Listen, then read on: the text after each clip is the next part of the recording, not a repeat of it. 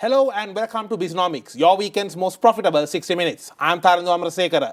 The internet, a place where billions of people are spending time, a place that billions of people go to when they want to know something, when they want to transact.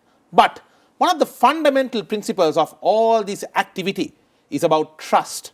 Can we truly trust what we see, what we hear, what we get over the internet? Is it really the safest of places to be doing transactions? Well, one technology that has emerged over the years to address this issue is what we call as blockchain. Even in Sri Lanka, one of the recent government directions was to really legalize the activities of blockchain and the related currency activities such as Bitcoin and other crypto-related transactions. But if you're wondering what on earth is all this about, well, in this episode of BISNOMICS, we will be discussing just about that.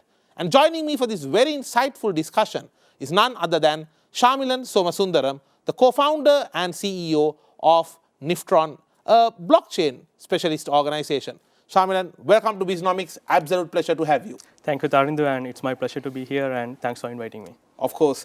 Sharmilan, now let's start with the basics. Blockchain. Now, people only talk about sometimes all this Bitcoin and all that, but the technology behind it is amazing. I mean, we are looking at a technology today that is worldwide worth somewhere around $3 trillion and expected to go up to about $40 trillion over the next 5 years. Massive potential. Only about 1% of the people are really using this, so the potential is tremendous. Sharmilan, but let's start with the basics. What exactly is blockchain? Sure. I think in your intro you nailed it. So you mentioned as trust. So that is the base of blockchain. And without going much into technical things, I want to give the audience a bit of a non-technical layman aspect of blockchain. Fantastic. We love that. Sure. So what is blockchain is basically it's a technology that can help to transfer valuable assets between two untrusted parties. So the important part is untrusted parties. Correct. Already we have a lot of solutions or it's a lot of technologies that we can do transactions with trusted parties. But what blockchain changed the way is you can transact with any valuable assets between two untrusted. So if we take just a bit back, like how important trust is in our lives is, we change the way that we eat, we change the way we watch movies, we change the way we buy products. But if we take, see back from the early stages till now, one thing that is not transformed that much is trust.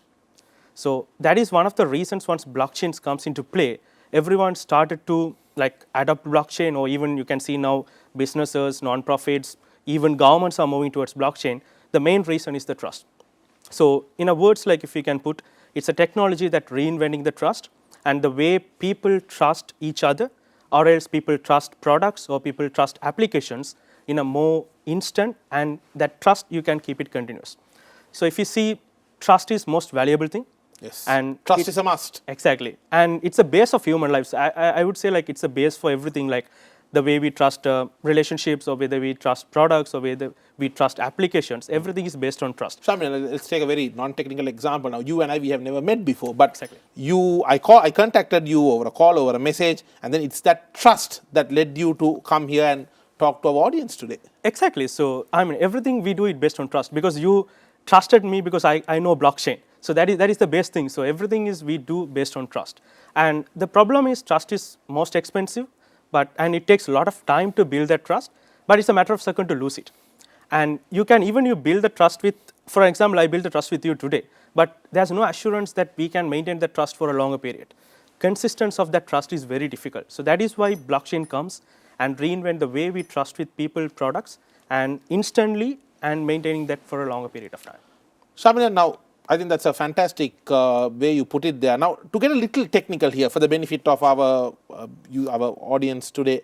Now, those days the world was used to what we call as this client-server model. I remember as a computer science graduate, when we used to study about networking, it was always protect the server.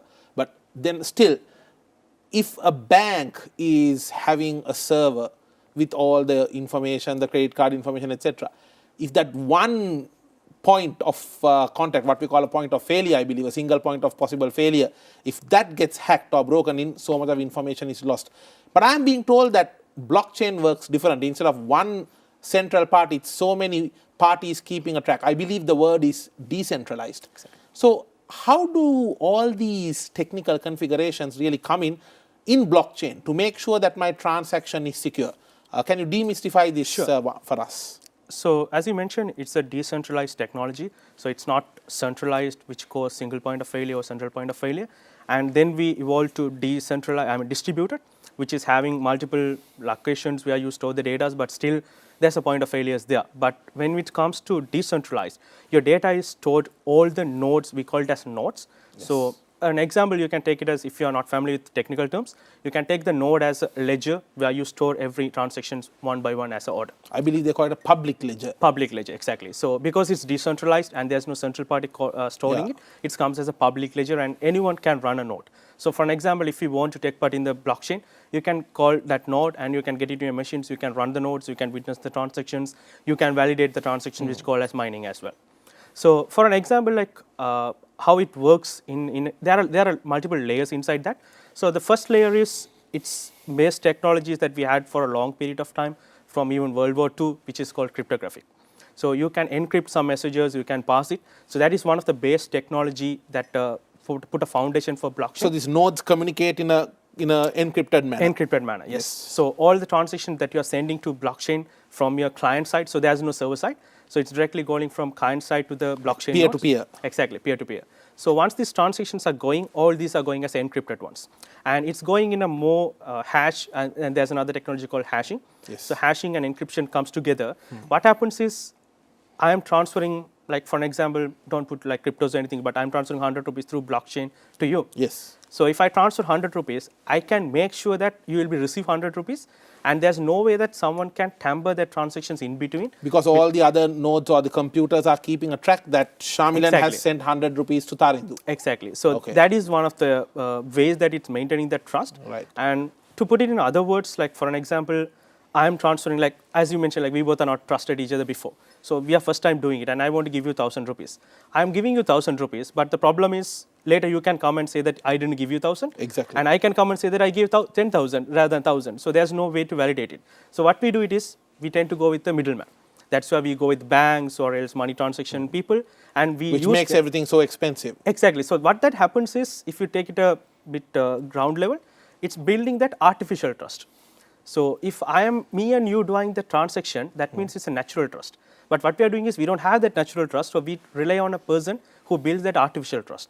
So that is what happens with these middle parties. And if you do with that middle party, the transaction stores in that person. Understood. But same transaction, if I'm doing in front of you, yes, and in front of like 50 people, then all 50 people stores that transactions in their brains. Yes. And if I want to convince them, I need to put a lot of money to bribe them, or else a lot of time to convince them. Same exact happens in blockchain. It's not 50 people, it's millions of nodes. Once you do a transaction, they are seeing, listen, more like a CCTV. They are witnessing your transactions and they are recording it. Yes. So if you want to change it, we have to convince at least 500 million of the nodes, which is kind of impossible till now, and that is why blockchain is more secure. Very interesting start, Sharmilan. We are going to come back to you on more details on that. Stay tuned. We will be back after this short break. This is BISNOMICS.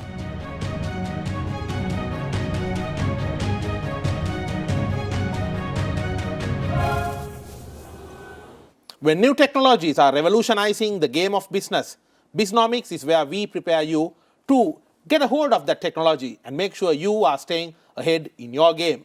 And joining for today's discussion on blockchain, a game-changing technology, is none other than Sharmilan Somasundaram. Sharmilan, now we got a good intro to blockchain, and I think it clearly showed the breadth and the depth of knowledge you have on this topic. Let's talk about the business applications. Where do we see? Because honestly, it's becoming very difficult to see an area of business where blockchain is not coming into the picture. We see this in currency, we see this in keeping medical records. Even watch companies are using blockchain to give that authenticity certificate saying that this is an original watch. Sharmilan, this is truly changing so many business fronts, even though we might not be seeing it to the naked eye. In your experience, what are the business applications of blockchain that will be a game changer? So blockchain comes as a application that you can apply to cross industries. So that is one of the benefits that most of these cross industries are getting through blockchain. And the simple reason is, again, we are going back to the basics like trust. So every business, every industry, we run based on trust. So wherever the trust is lacking, or else, as I mentioned, where the artificial trust is there, so to replace that, they apply blockchain. So one of the interesting use cases is finance and like money transactions were disrupted through blockchain at early stage because of the initial use cases created on cryptocurrencies and bitcoins, which is from 2008.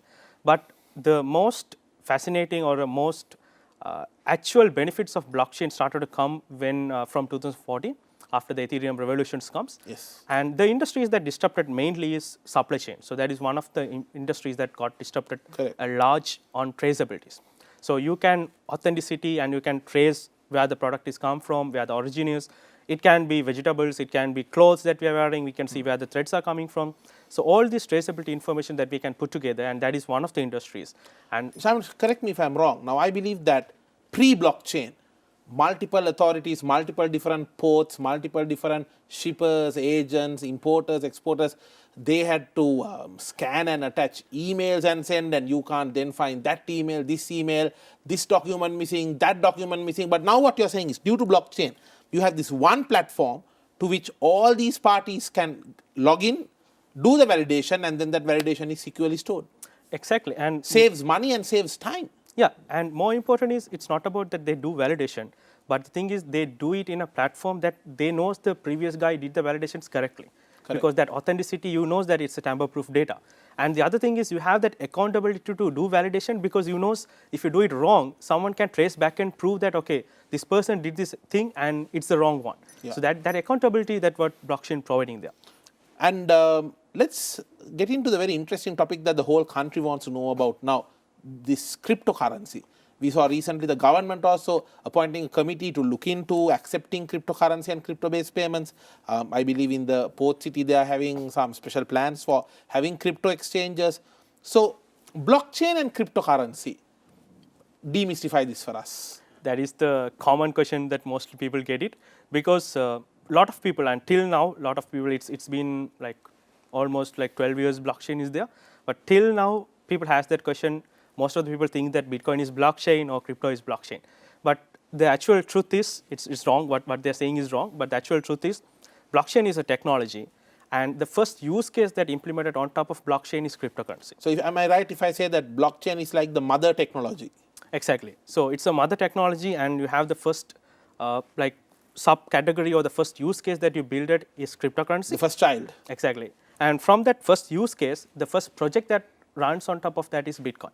Okay. The problem or the confusion comes is Bitcoin is the first use case that introduced on top of blockchain, and by Satoshi Nakamoto, so which is a mystery as well. I hope you know, like it's a mystery that you don't know, like whether it's she or he. Yes. And it's an entity or a single person or a government behind it, but it's released by him in 2008 as a white paper.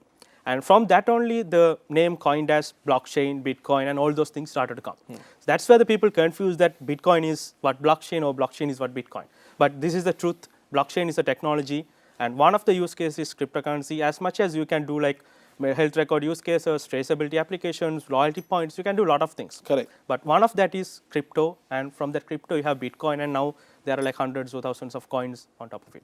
Sharmilan, now let me get this right. Now, I am an employee of an institution and I get paid on a monthly basis. And then after that, the money comes into my bank account, I withdraw it or I pay using my debit card and so on. Now, instead of this money, which I believe we call the fiat money, instead of this notes and coins coming into my hand, if I am getting shifted towards an economy where I am getting paid in crypto, first of all, how does these cryptocurrencies get created? How can one pay me in crypto, and how does the whole banking and recording system work for this?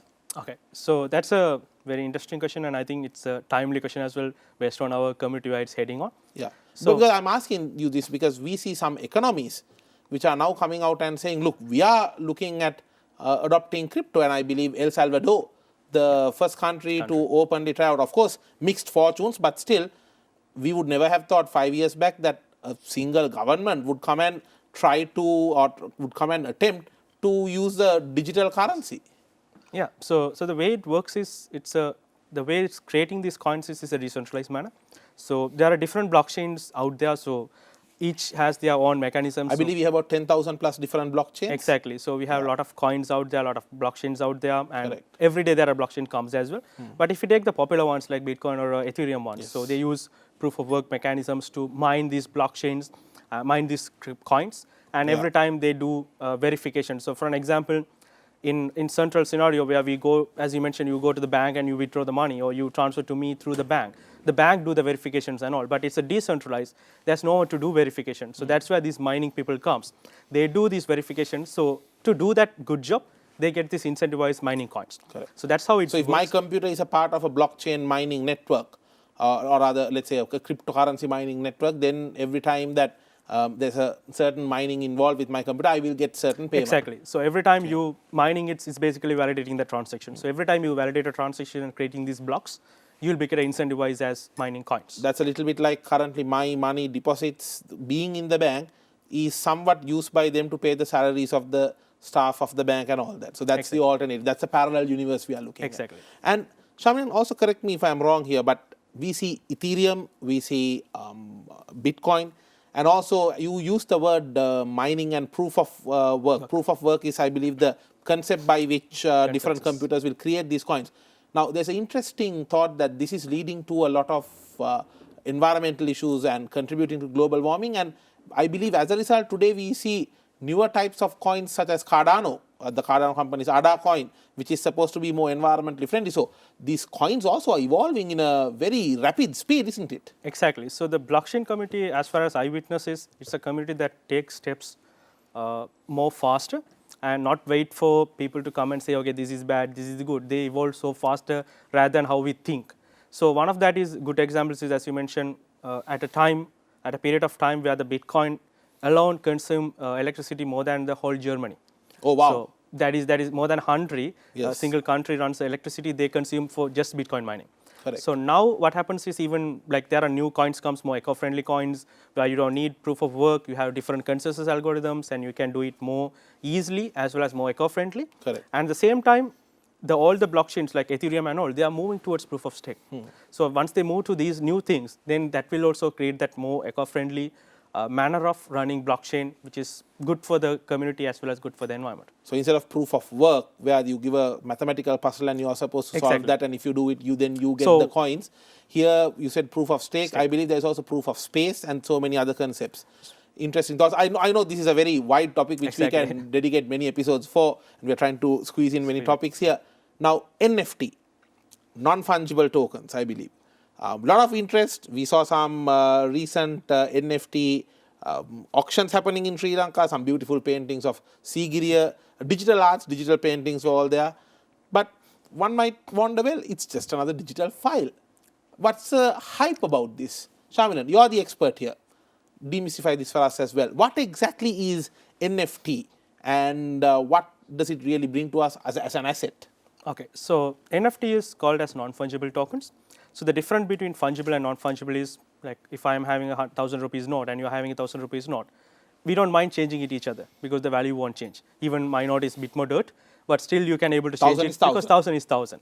But what happens in the NFT is, I am having a original created Mona Lisa painting, and you have a one Mona Lisa painting, but we can't change it because this is originally created painting, and you can't interchange that, and the value is totally different from the copies of that.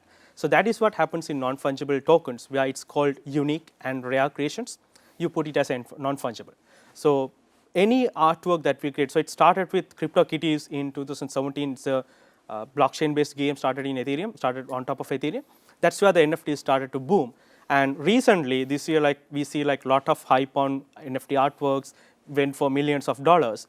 And the reason is someone creating an artwork, they are putting a lot of time into that, they are putting a lot of effort into that, and once they create this artwork, they put it into the digital manner, and then they create it as a more like a pattern. So they are creating that pattern as an NFT token, that this is my creation and this is my ownership. So that value is there, and I'm putting that money, and people were buying that. And it's one way, if you say why the prices are going up and all, it's because of hype. And to be honest, I would say it as it's a bubble. So it can becomes to a place that it will burst as well, because there are a lot of things. Now everyone creating NFTs on different things as well. I appreciate the honesty you're showing. So that is one of the true things. But if you see the reality, once the burst happens, you can see that a lot of potential things can be sustained and stay. And tokenization, or else we call it as tokenization. And NFTs, these tokens are recorded in the blockchain. in blockchain. It's completely on So blockchain. no one can dispute your ownership. Exactly. It's yours. It's yours. So one of that use case is artworks. But if you see, there are a lot of other potentials where you can tokenize anything that you want. Correct. Real estate, you can tokenize certificates. We did one in Sri Lanka where we tokenize certificates. So you can tokenize certificates and provide that ownership to the students. So you can do a lot of other tokenization mechanisms, and I think that is the future of that. So people call it as anything can be tokenized at one point in the world.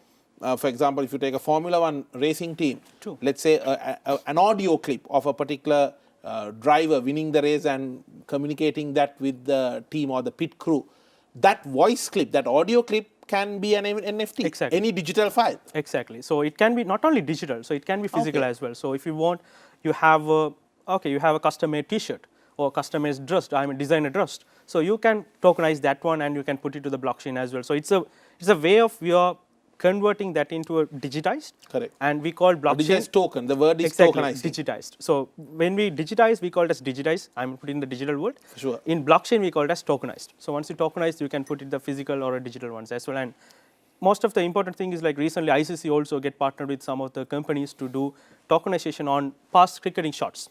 So like cricketing best movement. So if there's like MS Dhoni hit the 6 on World Cup final, or else Not a very good memory for a lot of Sri Sri Lankan Lankans. ones, yeah. Yes. Or else even I would 1996. like to remember Arjun Anatunga hitting gliding the ball. back, Yes. yeah, guiding the ball to the back third man, and that shots you can take it as a NFT clips and you can put it into the blockchain, and people will go crazy and buying these things as well because they have the ownership.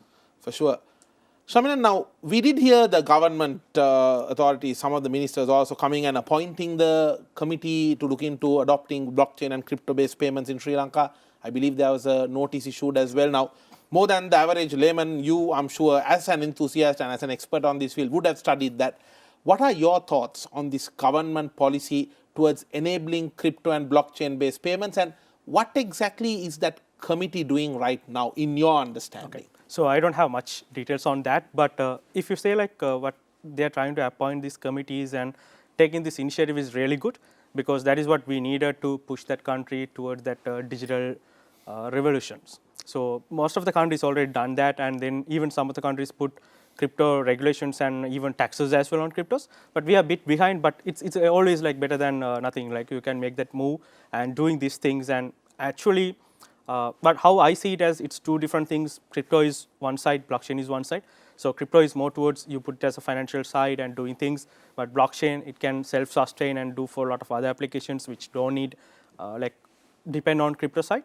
But as long as it's something happens in the country, where it's now you can see like a lot of people talking about blockchain. That is what we want. So before the government make these announcements or things, a lot of people heard about blockchain, but they don't talk about blockchain. But nowadays, people are talking about blockchain, researching about blockchain, what to do, how I can adapt it, what I can do more than cryptos. So that is one of the good things I can see really witness in the market. What's the impact you see on the overall blockchain or blockchains globally, especially as China is cracking down on a lot of the mining? Because China used to be the country that was hosting most of the miners, but a recent overall tech crackdown has also meant that there's a strong crackdown, and the whip is coming down on a lot of these blockchains, especially in China. Your thoughts on that? I think it depends on how the agenda works as well. So currently they are building their own crypto coins. The digital yuan. Exactly. Yeah. So they are building that one. So that is maybe because of that. But the beauty of that is, even though a country like China, which runs, as you mentioned, like more than 70% of the mining nodes, they run it, but still they stopped it, but the blockchain is still running. So that's the best part of it. So still the blockchain is running and it's not getting major hits on that. And still everything is running smooth and everything runs stable because it's decentralized. Maybe if we are more centralized on that, that may cause issues. Correct. But if we were over-dependent on China. Exactly. That is, I mean, people quickly get adapted to that. So once they see like, okay, this issue is caused by this particular country or this particular entity, and they have the sufficient backups to run these things without having any interruptions or any issues. So in a blockchain, so let's say you have thousands of computers which are there to validate and verify, and unless all the 1,000 approve, you can't add or at least unless majority of the computers approve it, you can't add transactions or tokens to that network. So what happens if one of the computers, crash? What happens then? So one of the nodes crash. Yeah, so it's not like all the nodes need to approve. So there are a number of verifications that you need to get as well. Okay. So like 15, 20 verification depends on the chains. So the way is like it works is if you have around thousands nodes or millions of nodes, the minimum capacity is you need at least 2 nodes to run it. Okay. So if you have these peer-to-peer connections, 2 nodes is running it, so you can communicate with the other node. Then even if your machine is crashed, that node can sustain and run for the other nodes as well. But then later, this computer, once Will it get crashed, updated. It has to get updated. It has to have a copy of the latest ledger. Exactly. So once you go offline and once you comes online, what will happen is you have to get the full copy of whatever the transaction happens before in a chronological order, and you put it into your ledger and you do it. So if you don't do that, next time when you are doing a mining or things, the blockchain network won't allow you to do it because you are not updated with the current trends. Sharmilan, these days we see the COP, the Conference of Parties 26 taking place, and climate change, energy impact, the impact of the business activities on climate is a major discussion. We did touch upon this earlier, but what is your take on the accusation that blockchain is contributing to a high level of global warming? In a way that it's true before. So I won't accept at now. The reason is it's evolving because it's still young, right? So it started in 2008 and it's still like around 12-year-old technology where you can see the industries or the factories that are running for like years and years or decades and decades, still they cause these global warmings and all. So things don't change overnight. Exactly. But at least what happens in the blockchain is they are making the good moves. They are moving towards the right directions where they create new blockchains, eco-friendly things. So that is one of the things I see. Maybe it caused before or maybe it caused now. But in future, the level of issues or the level of global warming it causing will be tried to reduce. And now we have even carbon footprint, like carbon-friendly blockchains as well coming. So it's changing, and it's about how people adapt it and how people move. And it's not a one-person decision, it's the community that need to make the decision to move it as well. I like how you put things in a very simple and easy to understand manner, Sharmilan. That's brilliant. What's the dark side of blockchain? What should you be aware of? Any scams that you need to be worried about? Let's talk about that on the other side of this short break. This is BISNOMICS.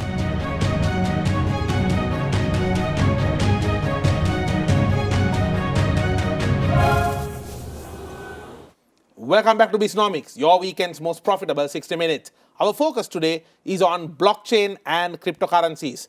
And joining me for this very insightful discussion is none other than Sharmilan Somasundaram.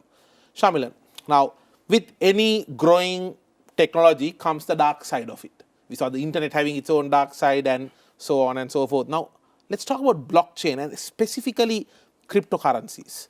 We see today cryptocurrencies being used for ransomware. We see a lot of underworld activities happening. Let's admit, even some of the drug lords globally, they are using cryptocurrencies to manage the payments because it's difficult to trace. You don't need to have physical bank accounts or physical locations. What are your thoughts on this?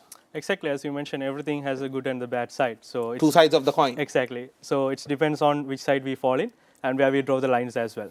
So and it's as you mentioned, like it's not about this is very wrong. Like if you accused blockchain for this, but it's actually the way that we use cryptocurrencies as a one use case that make these issues. And as you mentioned, there are a lot of scams happens and a lot of illegal ways that people try to use these coins and things. But it's a way that some kind of a people or some kind of community that work towards. And there are a lot of regulations or else there are a lot of monitoring happens around these works. And even like a lot of cases in USA where they found out like buying weapons or else buying drugs through cryptos, and they trace it down and they find out the actual people behind it as well. So things are happening, but it's about how they use it. So it's like what I can say it is it's like a money. So you have around 100,000 money. It's up to you to buy books or it's up to you to buy drugs. So it depends on how people treat that one and depends on their needs as well. And it's not something that we can stop it immediately, but it takes a lot of time and a lot of work. But nowadays, there are blockchain organizations or governments like FBA, CA and all, they have monitoring blockchain transactions. Exactly. They are beginning, I mean, it's just that blockchain, I think a lot of people think blockchain means it can never be hacked. I believe the correct word is it's very difficult to hack. Am I right? Hacking is difficult, but what I'm saying is they can trace it out. Exactly. So we see, for example, one of the largest pipelines in US, the Colonial Pipeline, when that was hacked, I believe there was somewhere around 80 odd bitcoins worth of ransomware being paid. And the government authorities managed to trace it back and recover that money. So even though blockchain gives you that security, it's not impossible to track it, monitor it, and reverse some of these negative transactions. So actually, they are not trying to hack code. They are trying to get the information pulled out from the blockchain because it's not possible. Because you don't know because blockchain is not storing IPs or anything like that. Exactly. But what happens is you are using some kind of a network and you are using some kind of a machine or mobile device to make these transactions. So your transaction is going, but once the transaction hit to the blockchain, they get these transaction IDs and then they reverse back and see where it's come from, where the locations and all those things from the networks. So once you keep using the same IP devices and all, people can easily track down. And there are a lot of cases in USA, they track down a lot of drug mafias and a lot of, as you mentioned, the ransomware issues as well. Sharmilan, now, even before blockchain became a hot topic like what we have now, even few years ago, there were parties in Sri Lanka promoting Bitcoin-related investments. For example, they would get down some people from, say, Malaysia, take them around and then introduce them saying, oh, he's a Bitcoin expert, he's developed these programs, why don't you invest in the Bitcoin futures, invest 500,000, 100,000 and so on. And then they just disappear. They just disappear. You can't get the money is gone, they become uncontactable. Now, this was before Bitcoin was popularly known like now. In your advice, how can people avoid getting caught to such scams in Sri Lanka? So, as I mentioned, like every day there are new blockchain comes, every day there are new coins comes, and to be honest, like 70% of them are scam. Oh wow! So, and recently there was a new coin called Squid, based on the Squid Games concept, and it's scam. Around $2 million worth of a scam. Yes, exactly. So there are a lot of scams happens, but the way that people can like keep themselves in a more secured way, or else to invest their money or hard-earned money in a right way, they have to do a lot of research on this. So if it comes to cryptos, you have to do a lot of research on this and background research to identify what is the team behind. So there are a lot of certain areas that they mentioned, like you have to go through these kind of criteria to understand whether it's scam or not. So you have to do those things to invest it. And it's people sometimes say it's high risk, high reward. But obviously, so high risk, high reward means same as the other way, high risk, high loss as well. So it depends on like which one you want to go. Correct. And if you want to, there are a lot of good points comes and good things comes as well. But it's up to you to spend the time and take that patience to analyze it properly and do the investments. But the other side, when it comes to blockchain as a technology, it's more like you're having different programming languages. So it doesn't matter like which one you go, whether it's a scam or not. But if you're building applications on top of a particular blockchain, then it makes sense. But in investment side, I'm not a much expert on investment, but investment side, it's up to your total risk on validating those things correctly and investing on that. Sharmilan, when we talk about blockchain development, because now even in Sri Lanka, there's a lot of talk about blockchain. There are companies such as your organization that has got into blockchain-based solutions development. So do you see Sri Lanka having the talent required to develop blockchain-based solutions? If not, what can we do? Because when we graduated from our universities, etc., there was nothing called blockchain. There was no talk about it. Even today in the Sri Lankan university system, I don't know to what extent blockchain development is spoken about or taught in a big way. What are your thoughts? Is there the required talent available in this country? If not, what should change, especially at the university level? So actually, if you take like blockchain developers or blockchain experts, we have very, very, very few number of people. And as I'm working closely with a couple of universities in Sri Lanka, and what I witnessed was like, one of the Sri Lankan universities teaching blockchain as a module, or else not even as a sub course or the like optional module that people can select it. But there are talents, or else there are passionate people who do these things for their final year researchers or their projects. They self-learn these things and they're doing those things, and that's where we pick talents for our organizations as well. And I would say it's not only in Sri Lanka, but it's a global issue.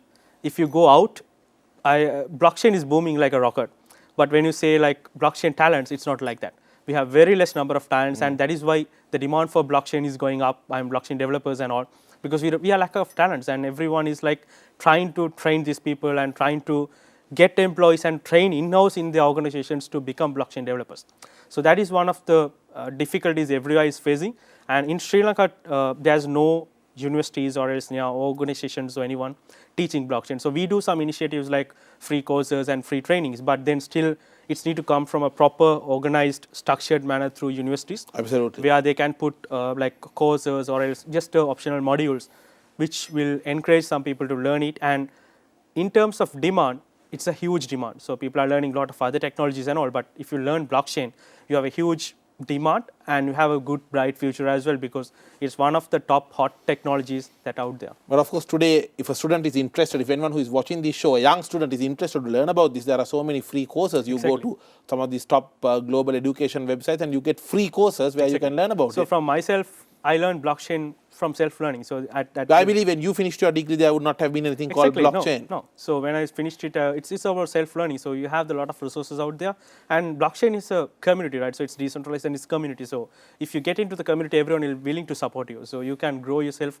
easily and in a fast manner if you have that self-capabilities and that passion that drives you to learn these things.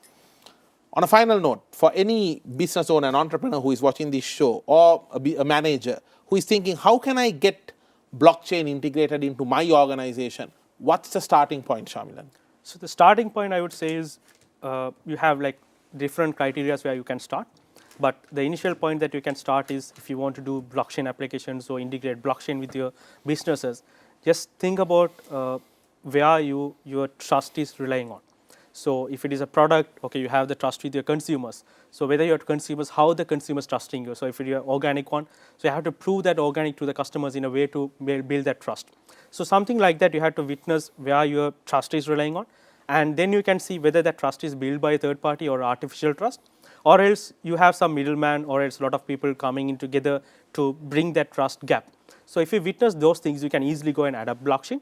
And the other side is, if you feel like your business, you want to provide ownership to the consumers, or else you want to keep your data or your clients' data more secured or more privacy, and you want to keep the data and prove to other party when they comes, it's a tamper-proofed or immutable data records. So these are the aspects or characteristics of blockchain. And if you see that something makes sense for your business, and it will be improve the value of your business, or a long term or a short term, you can easily adapt to that. And it's not something that blockchain will be increase your revenue tomorrow. Like, I mean, you integrate blockchain with your business, and tomorrow your revenue goes up. That is like kind of a lying. But what happens is you integrate that one, and it will build that trust. Trust will be bring back as a byproduct. You will get the revenues, and things will be goes in a smooth way. Sharmilan, it was an absolute pleasure hosting you on today's discussion. Blockchain is indeed the way forward, and we wish you and the team all the best in your future endeavors in bringing in more innovative blockchain solutions into the country, and keep up the good work of providing those free education options to our students and making them future ready as well. Thank you for joining us, and wish you all the best. Thank you, Tarindu. Thanks for inviting me, and it's good to share about blockchain, and good to see like Sri Lanka TV shows hosting about blockchain and talking about blockchain as well. Thank you. Well, we always intend to prepare our audience for tomorrow's challenges today. Thank you so much, and wish you all the best. Thank you. So if you're a business owner or a decision maker, now you know the blockchain has great potential to offer to you. So no matter what business you may be in, if you're thinking about making it profitable, I'm quite sure blockchain has a role to play in that, especially when it comes to ensuring there is trust. Because in this modern business world, trust is a must. I'm Tarindu Amarasekara, and I will see you with the next episode. Have a profitable week ahead.